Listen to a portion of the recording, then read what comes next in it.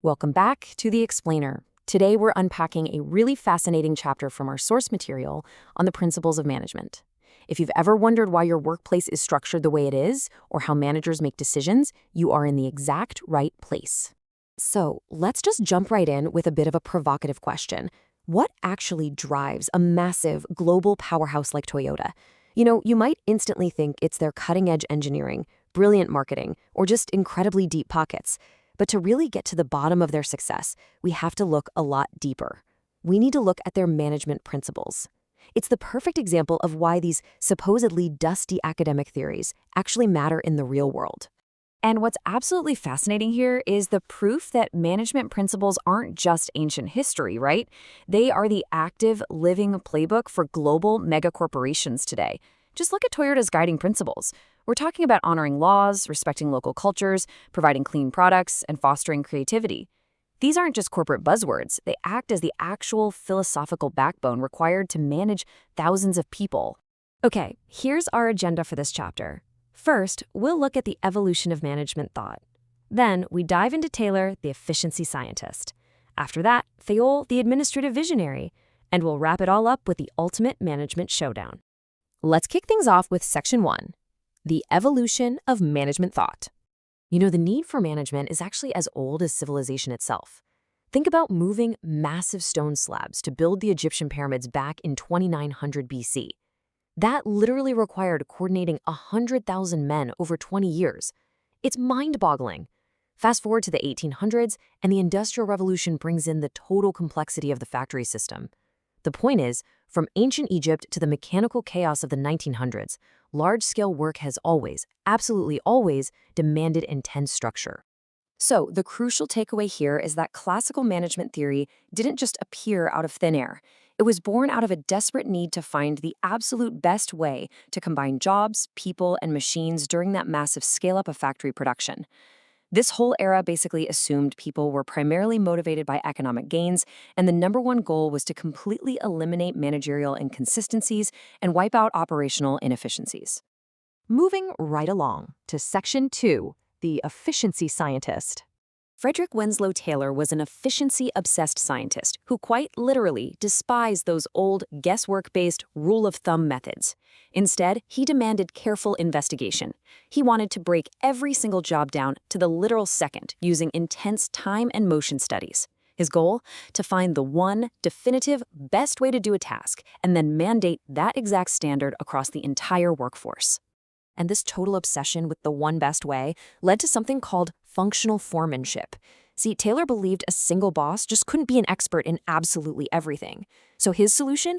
Replace the standard foreman with up to 8 hyper-specialized supervisors on the shop floor. Just imagine having an inspector, a speed boss, and a maintenance boss all breathing down your neck at the exact same time. He wanted certified experts guiding every specific micro-movement to squeeze out maximum efficiency. Now, if you're wondering whether this intense micromanagement actually worked, well, look at this number, 47 tons. To prove his point, Taylor applied these exact scientific techniques to a worker named Schmidt at Bethlehem Steel. By rigorously standardizing Schmidt's tools, his rest periods, and his specific motions, Taylor successfully boosted his daily pig iron loading from a mere 12.5 tons all the way up to an astonishing 47 tons. And because of Taylor's differential wage system, Schmidt netted a 60% wage increase. Efficiency literally paid off.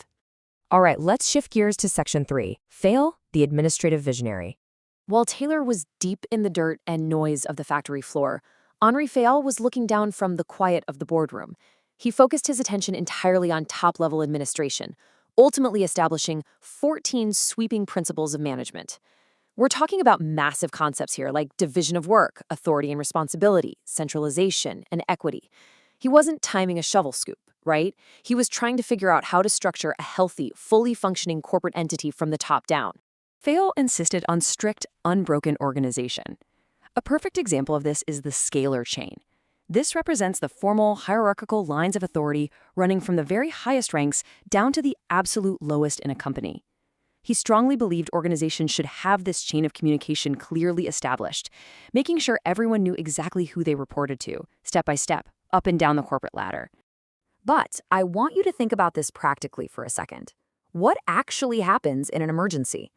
If a worker at the bottom needs to urgently communicate with someone in another department, and the message has to slowly go all the way up the chain to the top executive and then all the way back down, wouldn't that cause disastrous, maybe even fatal delays during a crisis? Well, Fayol recognized this massive bottleneck and practically solved it with something he called the gangplank. This is essentially a shorter, lateral communication route. It allows workers at the exact same level, but in different departments, to contact each other directly to coordinate action when time is of the essence. It completely bypasses the formal chain of command strictly to prevent disaster, which shows Fayol actually had some real flexibility in his administrative vision.